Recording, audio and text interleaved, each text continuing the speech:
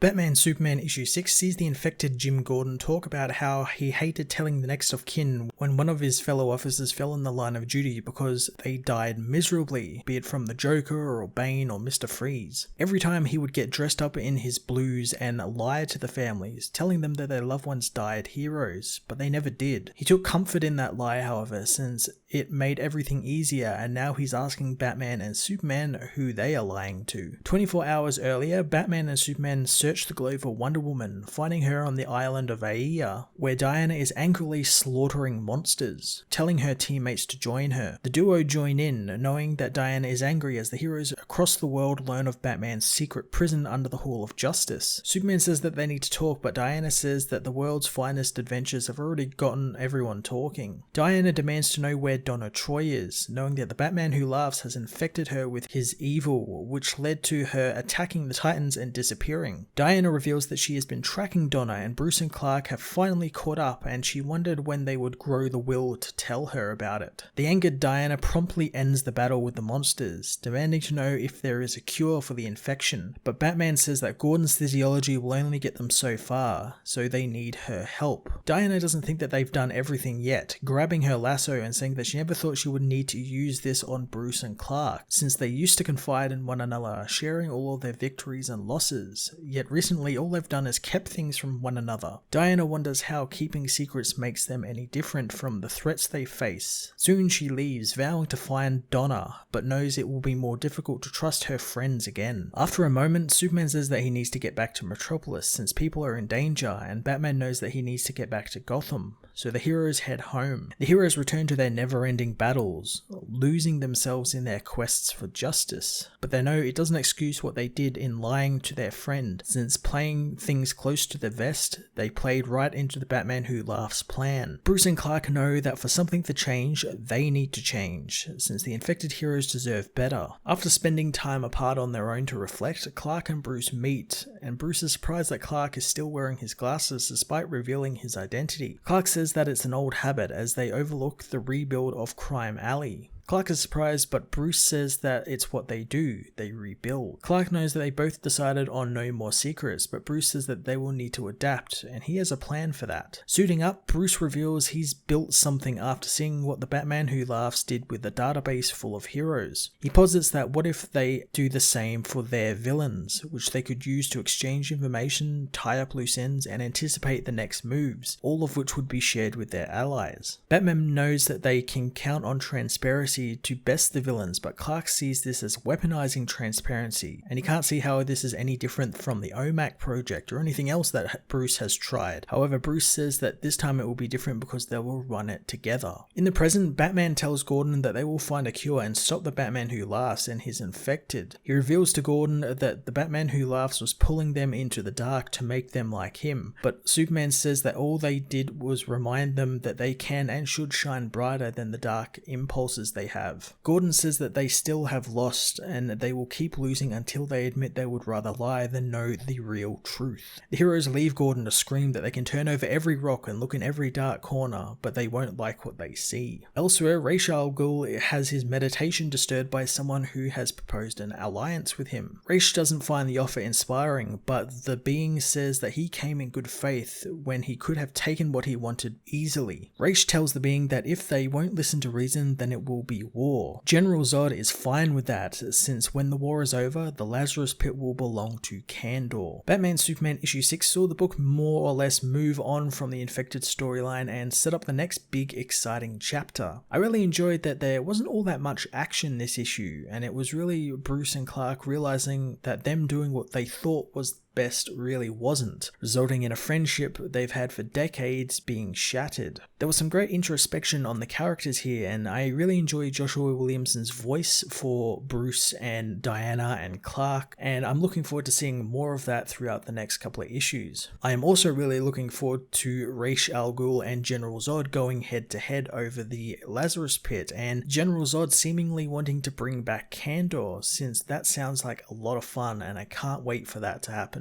I'm going to give this issue a 9 out of 10.